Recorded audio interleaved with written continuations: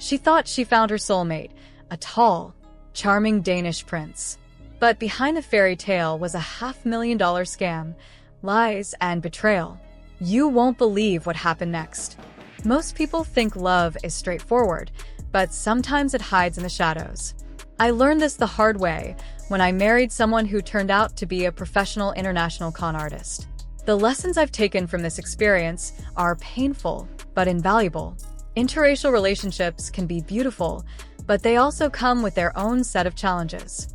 For many women, especially Black women, dating outside their ethnicity can feel like exploring a world full of possibilities, influenced by upbringing, education, and social circles.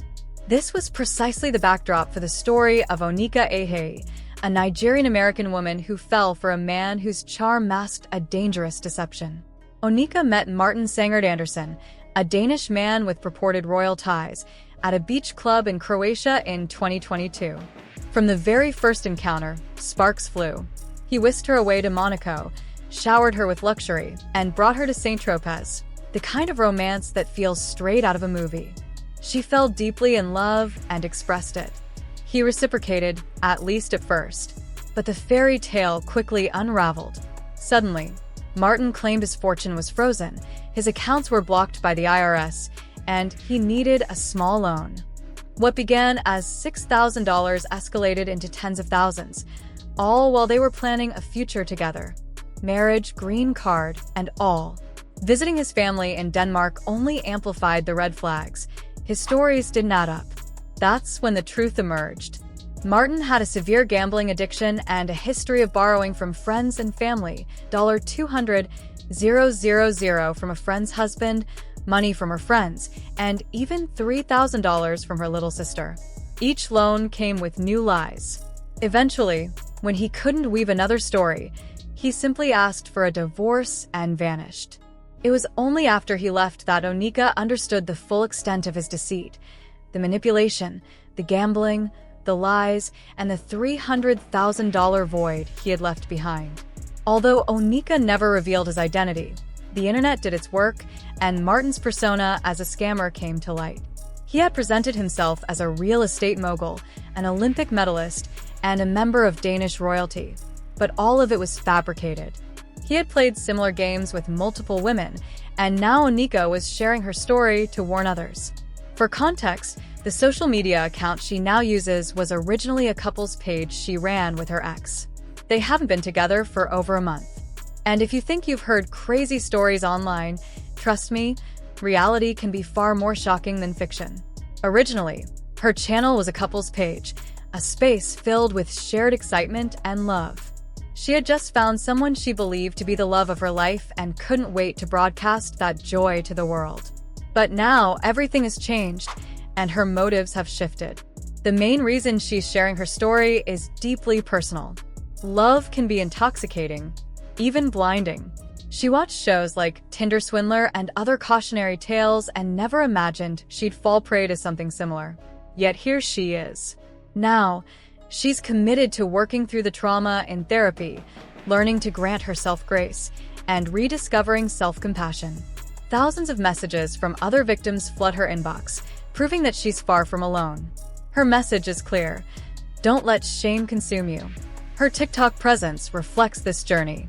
She's vocal about confronting her trauma, refusing to feel ashamed, and shining a light on the experience for both herself and others. Self-healing and self-worth are at the heart of her mission. But there's another layer. She's also motivated by protection, wanting to prevent this man, a professional international con artist, from harming anyone else. She accepts the scrutiny that comes with speaking out, but her priority is ensuring others don't suffer as she did. She refuses to be complicit in his ongoing deception. Observing her, it's apparent that her speech doesn't carry African-American vernacular English. She speaks with a neutral accent, suggesting a Texan upbringing and a well-to-do background. From her lifestyle, traveling to places like Croatia and amassing significant wealth by age 31, it's clear she grew up with privilege. Her experiences likely involved schooling with predominantly white peers, which informs her comfort with interracial relationships. Some might label her a swirler, but context matters. Her upbringing shaped her perspective, not some superficial agenda. And now, after being scammed, she's openly sharing her story. People notice the obvious elephant in the room, the betrayal, the deceit, but she's determined to navigate the aftermath with honesty, education, and a focus on protecting herself and others. Many people are trying to turn this story into a race issue, which doesn't make much sense. Scams happen across every community. Black men and women have been victims and perpetrators alike. For instance, there's a Netflix documentary about a woman scammed out of $2 million and her husband was black. When we frame fraud in terms of race, we risk minimizing the actual harm and complexity of the crime itself.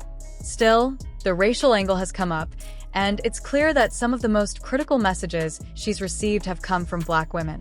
That was surprising, especially because one would hope for solidarity and support within the community. But instead of responding with anger, her approach is calm. Empathy, love, and a reminder that victims' voices deserve to be heard. Her perspective is also shaped by her experiences and environment. Meeting this man in Croatia is significant. It suggests she is comfortable in European spaces and with European men. This isn't a woman who met him in Nigeria. She's cosmopolitan, worldly, and confident navigating foreign environments. Her speech and mannerisms further indicate that her social circle likely includes few Black Americans, reinforcing that she's accustomed to predominantly white spaces. This context also explains why the racial component matters to some observers. She presents herself with a neutral accent, which in certain Black communities may read as sounding white. Her upbringing, education, and lifestyle make it more likely that she has aligned experiences with white peers, which in turn influenced her attraction and trust toward a white man. It's not about rejecting her own people. It's about compatibility, opportunity, and the environment she's been socialized in.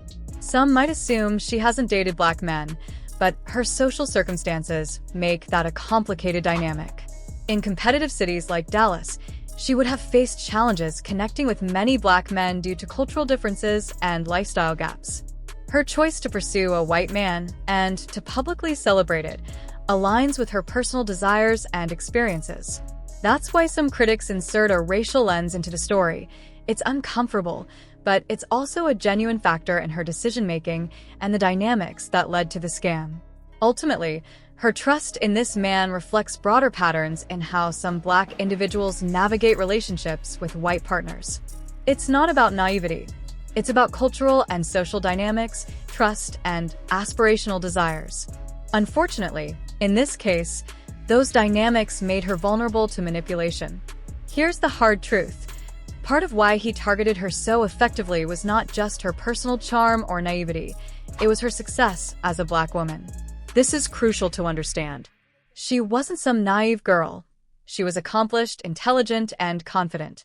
Her wealth, achievements, social standing, and even her demeanor all signaled success. And in the eyes of a professional manipulator, success can be a vulnerability. Scammers like him aren't targeting people at random. They look for those who have demonstrated the ability to achieve, who carry both independence and self-worth, because such traits can often mask the subtle insecurities or societal pressures that even the strongest people carry. It wasn't her race alone that made her a target. It was the interplay between her achievements and the environments she navigated. Highly accomplished Black women often live in spaces where they are outliers, where they are underrepresented, and where navigating predominantly white environments is part of daily life.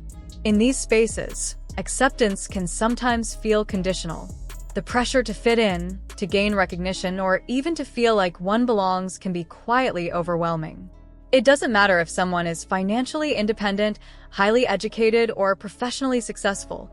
Social and cultural dynamics have a way of shaping perceptions, influencing trust, and sometimes making us more susceptible to manipulation. For many women in this position, the idea of forming a relationship with a white partner carries layers of meaning. It can unconsciously represent a form of validation or recognition. I'm accepted here, I belong here, and I've reached a level where I can be with someone who is perceived as aspirational or elite. This doesn't diminish their intelligence or capability. It simply illustrates how societal pressures and internalized ideals subtly influence human behavior. In her case, that dynamic was significant. She launched her TikTok channel as a couples page, a digital space where she celebrated love, joy, and what she believed to be a perfect match.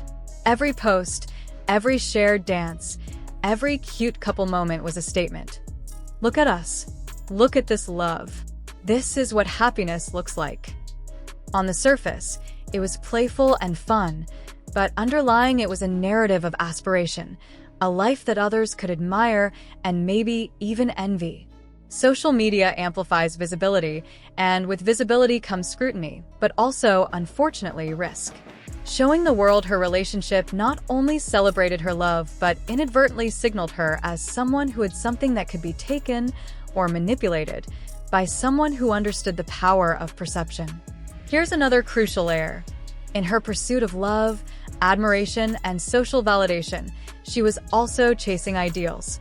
These weren't wrong ideals, they're human, but they were ideals that sometimes emphasize surface over substance. A partner's perceived status, charm, and outward appeal can overshadow deeper, more subtle indicators of character or integrity. In her situation, that allure, the international charm, the tales of wealth, the sophistication of European lifestyles, mask the warning signs that may have been obvious to someone operating within her own cultural context. If her partner had been Black, the narrative may have unfolded differently. Shared cultural cues, community knowledge, and instinctive skepticism often act as protective factors. But in this cross-cultural scenario, those cues were absent or misaligned, making it easier for deception to take hold. It's also important to recognize that the process of being scammed is deeply human. It's not a failure of intelligence or self-worth. Scammers are experts in psychology. They prey on desires, ambitions, and even unconscious vulnerabilities. They understand trust, empathy, and the need for connection. When combined with societal pressures and personal aspirations, like the desire for recognition, love, or acceptance, they can create the perfect storm. Victims are often intelligent, perceptive individuals who simply fell into a carefully constructed web. That's why understanding the context is so critical.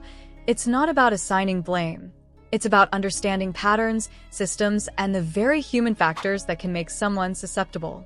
Her story also sheds light on the subtle but pervasive influence of social media in modern relationships. Platforms like TikTok or Instagram are designed for visibility, for comparison, and for aspirational storytelling. By sharing a relationship publicly, you invite admiration, but you also invite scrutiny, judgment, and in some cases, exploitation. Social media can inadvertently teach people to perform happiness, curate appearances, and sometimes ignore red flags that may be uncomfortable to confront publicly. When combined with a sophisticated manipulator, these dynamics can be particularly dangerous. Now, let's step back and examine the racial dimension. Some observers may rush to frame her story in racial terms, but it's more nuanced than that. Yes, her partner was white, and yes, her experiences navigating predominantly white spaces influenced her perception and trust. But the core of the issue wasn't race. It was the interplay of trust, desire, and societal dynamics. In many ways, race intersects with these factors. The way Black women are socialized, the cultural pressures around acceptance, and the aspirational narratives that circulate widely. These pressures don't create weakness. They create context in which even the most capable, intelligent people can be vulnerable to manipulation. Her experience also highlights an uncomfortable truth about human desire. Even in highly educated and self-aware communities, the drive for validation, whether through love, status, or admiration, can be exploited. It's not vanity, it's a fundamental part of being human. Everyone wants to be seen, recognized, and appreciated. And when someone comes along who appears to offer what we aspire to, it's natural to want to believe in that promise. Scammers understand that, and they design their strategies around it. Part of the lesson here is empathy. It's easy to look back and critique decisions in hindsight, but the reality is that anyone in the right circumstances can fall victim to similar manipulation. Acknowledging this doesn't absolve responsibility for personal vigilance, but it does remind us that intelligence, success, and awareness are not foolproof shields. Human desire, social pressures, and emotional vulnerability are universal.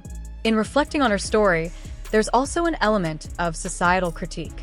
The idea that success and accomplishment alone protect someone from harm is a myth. Black women, in particular, often navigate spaces where their achievements are both celebrated and scrutinized, where their independence can paradoxically make them targets. Societal pressures around love, acceptance, and recognition interact with personal aspirations to create complex dynamics. This is why it's so important to understand context and avoid oversimplified narratives that reduce experiences to race alone. Her courage in speaking out is another critical point. By sharing her experience publicly, she is reclaiming agency over her story in a way that many victims never get to do. She's not just telling her story for the sake of attention. She's educating others, providing cautionary insight, and dismantling the shame and stigma that often accompany victimhood. Too often, people who have been manipulated feel isolated, believing they should silently carry the burden of their mistakes. By speaking openly, she challenges that narrative, showing that vulnerability and transparency are forms of strength, not weakness. Social support and awareness play an enormous role in preventing further harm. Her openness can protect not only herself, but also others who might be targeted by similar predators. The ripple effect of her courage is profound. Victims who see her story can feel validated in their own experiences, empowered to speak out, and reminded that falling prey to manipulation does not define their worth.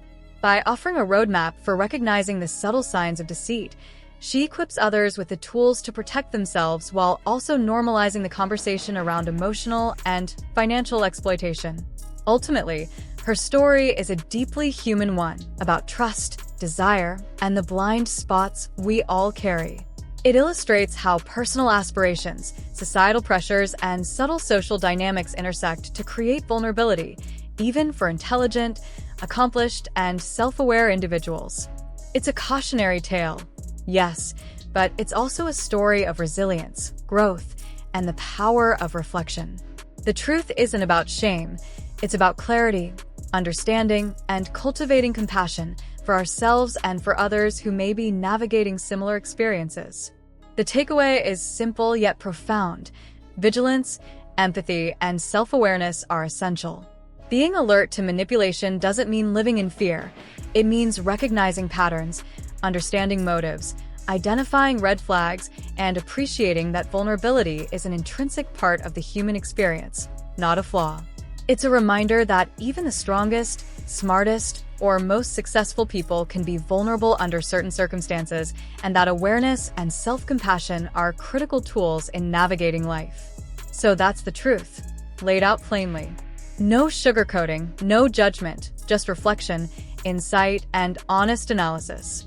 Understanding these dynamics allows us to navigate relationships, social spaces, and interactions more consciously, protecting ourselves while fostering empathy and connection. Her story serves as both a warning and an inspiration to be alert, to be reflective, and to approach human relationships with both wisdom and heart. And with that, stay aware, stay kind, and keep your eyes open, because understanding the human heart in all its complexity is the first step toward navigating it safely.